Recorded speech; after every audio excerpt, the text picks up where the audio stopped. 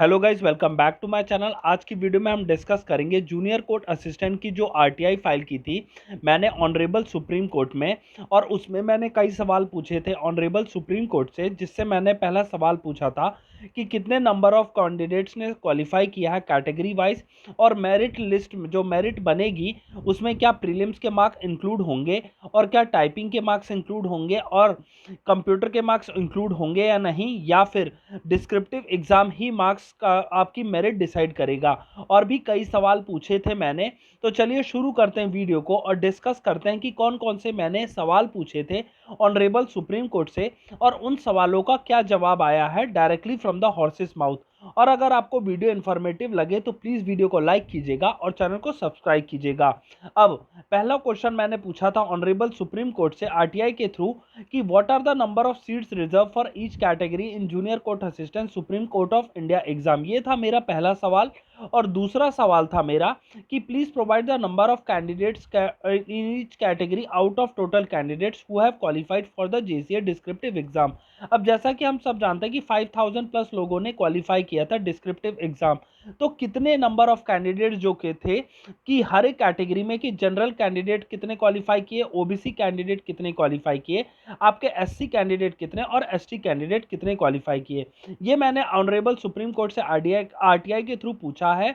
Next मैंने question पूछा है कि please provide the criteria for deciding the final merit list of junior court assistant exam. वही वाला सवाल जो कि मैंने पहले डिस्कस किया, उसी को मैंने तीसरे सवाल में पूछा है। नेक्स्ट है, इसी को मैंने और इलाबोरेट और स्पेसिफिक करके पूछ लिया कि are the marks scored in prelims exam of junior court assistant qualifying in nature और will the be added in the final merit list of the above set exam. Next है आपका, will the marks scored by candidate in typing and computer section of prelims be added in the final merit list.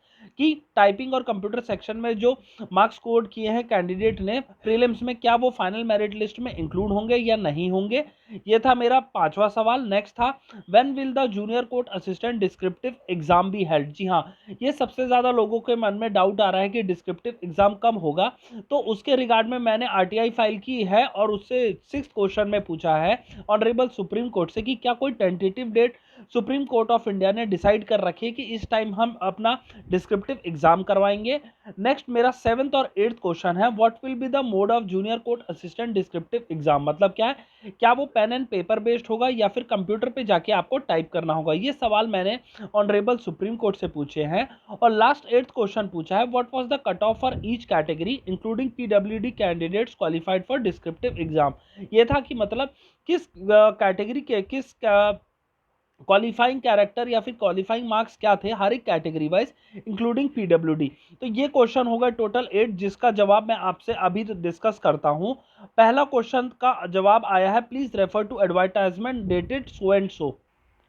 अब मेरा पहला सवाल था कि number of seats reserve for each category, तो उसमें इन्होंने बोल दिया है पॉइंट नंबर 1 में कि मैं एडवर्टाइजमेंट डेटेड जो इनकी ऑफिशियल एडवर्टाइजमेंट आई थी जेसीए की, उसको रेफर करूं। उसके थ्रू मेरे को पता चल जाएगा कि कितनी नंबर ऑफ सीट्स रिजर्व हैं हर एक कैटेगरी में जूनियर कोर्ट असिस्टेंट 2022 एग्जाम के लिए। नेक्स्ट है, मैंने पूछा था please provide the number of candidates in each category out of total candidates who had qualified for JCA descriptive exam. तो कितने लोगों ने हर एक कैटेगरी में क्वालिफाई किया है। एससी कैटेगरी में टोटल 610 हैं, एसटी कैटेगरी इंक्लूडिंग पीडब्ल्यूडी का फिर उसके बाद 102 है, ओबीसी में 1461 है, और उसके बाद यूआर की आपकी 3096 है। ये है टोटल नंबर ऑफ कैंडिडेट्स जो हर एक कैटेगरी में क्वालिफाई किए हैं। नेक्स्ट क्वेश्चन मैंने पूछा था कि आपका please provide the criteria for deciding the merit list. अब उसके बाद इन्होंने बताया कि पॉइंट नंबर 3 का रिक्रूटमेंट इज अंडर प्रोसेस। तो अभी तक उन्होंने क्राइटेरिया नहीं बताया है कि फाइनल मेरिट लिस्ट कैसे डिसाइड होगी। नेक्स्ट मैंने क्वेश्चन पूछा था कि जो प्रीलिम्स के मार्क्स होंगे वो जूनियर कोर्ट असिस्टेंट के क्या क्वालिफाइंग नेचर है या फिर फाइनल मेरिट लिस्ट में ऐड होंगे। तो उन्होंने बताया है कि marks will be added in the final merit list. जी हाँ, जब फाइनल मेरिट लिस्ट बनेगी तो प्रीलिम्स के मार्क्स इंक्लूड होंगे। नेक्स्ट है उसका, मैंने क्वेश्चन नंबर 6 पूछा था, when will be the junior court assistant descriptive exam be held. तो उसके बाद in due course of time, मतलब कोई क्लियर कट नहीं डेट बता रखी, कोई टेंटेटिव डेट नहीं है अभी तक सुप्रीम कोर्ट की तरफ से। बताया है कि बस ड्यू कोर्स ऑफ टाइम में होगा, वो कब होगा ऐसा स्पेसिफिक आंसर नहीं दिया है सुप्रीम कोर्ट ने आरटीआई में। नेक्स्ट आपका मैंने क्वेश्चन पूछा था, what was the what will be the mode of junior court assistant descriptive exam, that is pen and paper based और कंप्यूटर बेस्ड। तो उसका आंसर है पेन एंड पेपर बेस्ड होगा आपका डिस्क्रिप्टिव एग्जाम। और नेक्स्ट क्वेश्चन मैंने पूछा था what was the cut off for each category, जिन्होंने क्वालिफाई किया है, प्रीलिम्स, तो उसके अकॉर्डिंग है रिटन टेस्ट या फिर एमसीक्यू और ऑब्जेक्टिव टाइम में 50 मार्क्स प्लस और मोर उन लोगों ने क्वालिफाई कर लिया आपका प्रीलिम्स में। जी हाँ, प्रीलिम्स में इन लोगों ने क्वालिफाई किया जिनके 50 प्लस थे।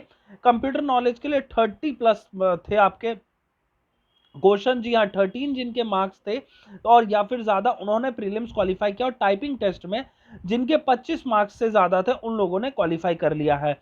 और यही लास्ट वाले में है कि एक्सेप्ट एग्जेम्प्टेड पीडब्ल्यूडी कैंडिडेट्स एज पर रूल्स, इन्होंने क्वालिफाई किया है प्रीलिम्स का एग्जाम। तो गाइज ये 8 क्वेश्चन के आपको आंसर मिल चुके हैं और वो directly from the horses mouth है। जी हाँ, ये ऑनरेबल सुप्रीम कोर्ट ने रिलीज किया है आंसर, तो हम एकदम से क्रेडिबल सोर्स इसको मान सकते हैं। तो गाइज अगर आपको ये वीडियो इन्फॉर्मेटिव लगा तो प्लीज वीडियो को लाइक कीजिएगा और चैनल को सब्सक्राइब कीजिए ऐसे ही ऑथेंटिक इन्फॉर्मेशन के लिए जो कि मैं डिफरेंट सोर्सेज से आपके लिए लाता रहता हूं। तब तक के लिए थैंक यू फॉर वॉचिंग।